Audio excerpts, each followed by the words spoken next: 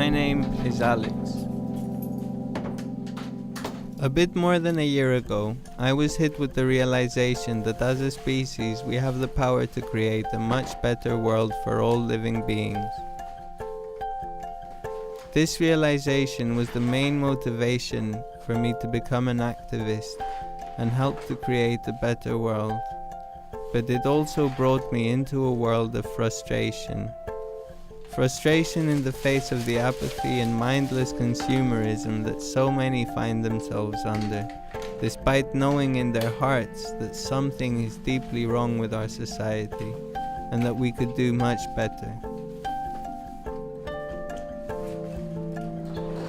I now ask myself, is there even a point in fighting? Should I carry on with my struggle? Or should I call it a day and accept things as they are?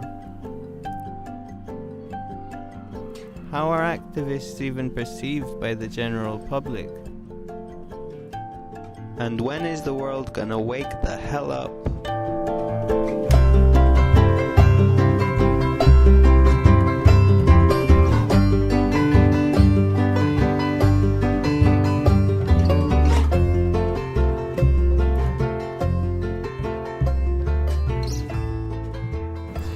What's my opinion about activism? Well, I'm glad you asked me that. It's a good question.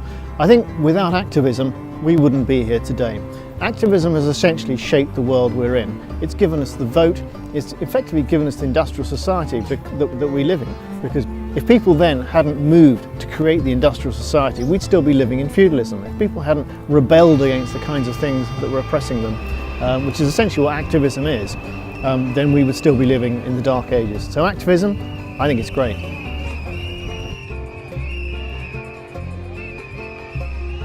It's good that there is activism. It brings you information that, well, it's not mainstream information. It gives you alternate information, alternate solutions, alternate theories that you can, by yourself, do your own research and then make your own mind about it. So it's always good to have the options, whether you agree or not. It's good to know what's out there and then make up your mind later on. Just come to me, follow my voice. We will give you a free hug, or you can get 2 for the price of 1. Well, activism is just being active. It's being proactive in something that you see as a good cause. I think in some ways the word activism doesn't even need to exist. It's sort of like just being a responsible human being. But because we live in such an irresponsible society, there has to be a word for sort of normal behaviour, which isn't just normal behaviour, and we call that activism. When it comes to activism, I feel that if there were no activists, then we wouldn't have any human rights. I think a lot of people don't understand when they see sort of activism on the news, sort of protests going on, they think, oh, I'd never do that, but they don't understand it's the only thing that changes anything, when people sort of stand up for one another. I think like in everything, you should just be balanced. You should just try for an equilibrium.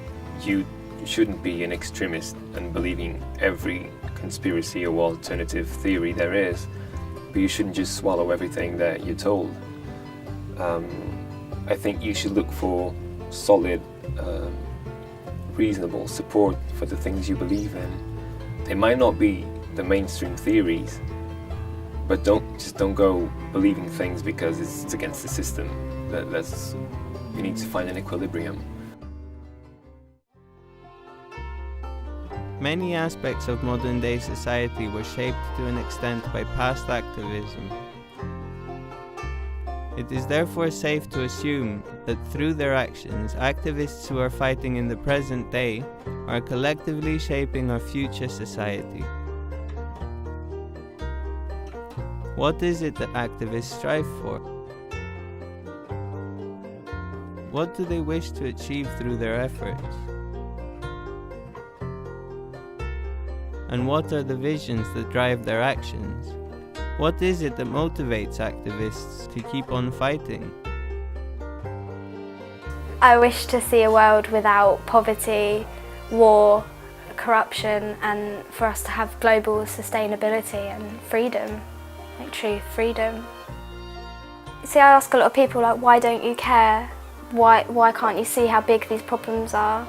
And the general response I get is the fact that if it doesn't affect them, then why should they care? Everyone seems to think that it's just about self-preservation and just looking out for themselves, but it's just not practical. We have to look out for one another in order to survive on this planet. I mean, things are getting so bad that we're just setting ourselves up for our own suicide, I feel. Why aren't I an activist anymore? I think it's because I found other things that interested me more, to be frank. Basically, I think if you're going to do activism properly, you need pretty much to do it full time. You need to really devote a huge amount of time and energy to it. And I think as you get older, you actually realise there are so many more things that you could do with your time in all sorts of different ways, and that the kind of activism that you see out on the streets in demonstrations, so on and so forth. Although I've been on lots of demonstrations, even quite recently, but certainly you probably need to be a bit younger. But that's no excuse, frankly. That's just really rather pathetic. So I just won't give you that answer at all. Well, I think we're kind of stuck in a rut at the moment as a society, and it would be great to see a break, people breaking out of tradition. I mentioned earlier the sort of people just do whatever they do because that's just the way it is sort of mentality, and we really need to break out of that sort of apathy towards anything for us to progress. And yeah, so people need to get shaken up, I think, and start thinking more. I'd like to live in a world where people think more. So are you guys doubting that everything is okay? Yes, everything's not okay. But the thing is that on the other side it says don't believe anyone, including not even I you. completely believe you though. Look at your face, it's so trustworthy. Oh yeah, cheers. I believe it because of my own thoughts, not because of what anyone's telling me. You know, you see, we all have a voice of reason inside our heads, and at the same time we've got a bunch of people who tell us, think this way, do this, do that, don't do that. And our voice of reason inside our head dies down slowly. Ladies and gentlemen, we are here to remind you that you are all beautiful, spiritual children of God with all the secrets to happiness inside your heart. You do not need anything else in order to be happy. People are really prone to the fact that something is wrong and our system is not provided for humanity. But people, they don't understand there can be an alternative. Many people, they're just like, yeah, it's so bad. And it's pub talk. It's like, oh yeah, the government's done this, the government's done that. Have you heard about this? And it's just like, they're complacent in it because they're just like, oh well, it's just the way of the world, isn't it? Like a dead end, isn't it? Yeah, it's just a cop out. People, oh yeah, it's really bad. Have you seen what's going on in Libya right now? Yeah, it's really bad. We can't do anything about it, but really we can, because if we stand up and say no, we want better, that is it. People are receptive to this a lot more than they were a few years ago because it's so in their face now. It's it's common knowledge that the Iraq War and Afghanistan was political. It wasn't about terrorism. Terrorism's been used as a control mechanism. That's basically public knowledge now, and the corruption in governments it's public knowledge. People understand this, and when it's put together in a coherent fashion, people understand how the financial system's tied in with that.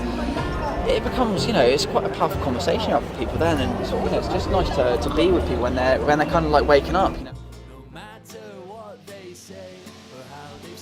I guess at the end of the day, in the famous words of Edmund Burke, all that is necessary for the triumph of evil is that good men do nothing. As for me, I will carry on with my struggle. I will keep on fighting to bring about a better world. And I will dream of the day when I will be able to return to nature without being at the mercy of a system that values money over people. No matter what they say or how they've spun it, remember no one understands the world and how to run it.